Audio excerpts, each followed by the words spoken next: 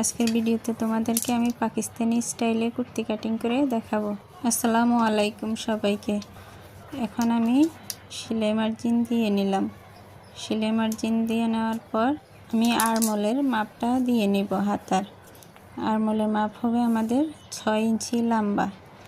তারপর আমি 25 ইঞ্চিতে একটি দাগ কেটে নিব, কারণ আমাদের 25 ইঞ্চি নিচ থেকে পাড়ার মাপটা হবে, হিপের যে মাপটা সেটা আমরা 25 ইঞ্চিতে নিয়ে নিচ্ছি। এখন আমি আরমোলের থেকে হিপ অবধি মাঝ বরাবর একটি দাগ টেনে নিলাম, এটা আমাদের কোমরের মাপ হবে।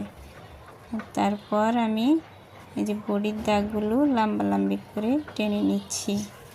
এখন আমি শোল্ডারের মাপ নিয়ে নিব। শোল্ডারের মাপ হচ্ছে 6 ইঞ্চি, কারণ আমাদের কুর্তির বডিটা কম হবে, কারণ কুর্তির বডি হচ্ছে আমাদের 36 ইঞ্চি, সেজন্য আমি শোল্ডার নিয়ে নিচ্ছি 6 ইঞ্চি এবং বডির জন্য নিচ্ছি আমি 9 ইঞ্চি। এখন কোমরের জন্য নিব আমি 32 ইঞ্চি, 4 ভাগের 1 ভাগ হলো 8 ইঞ্চি এবং হিপের জন্য নিব আমি 38 ইঞ্চি, 4 ভাগের 1 ভাগ 9.5 ইঞ্চি। তারপর আমি লম্বার মাপটা নিয়ে নিব। লম্বা হবে আমার 42 ইঞ্চি। আমার ভিডিওটা যদি আপনাদের কাছে ভালো লেগে থাকে লাইক, কমেন্ট, শেয়ার এবং ফলো করে দিবেন। আর ইউটিউব চ্যানেল থেকে দেখলে সাবস্ক্রাইব করে দিবেন, পাশে থাকা বেল আইকনটি প্রেস করে দিবেন।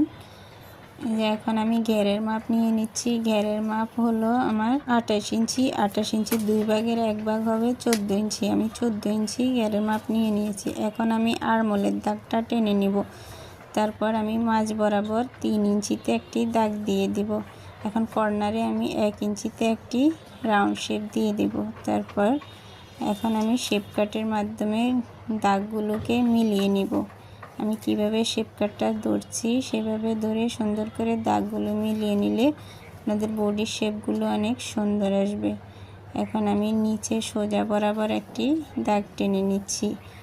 নিচ থেকে আমি শেপ কাটটাকে রেখে 1 ইঞ্চি কর্নার বরাবর একটি শেপ দিয়ে নিচ্ছি, যাতে আমাদের কর্নারটা ঝুলে না থাকে। তারপর আমি এখন কাটিং করে নিব পুরো জামাটাকে।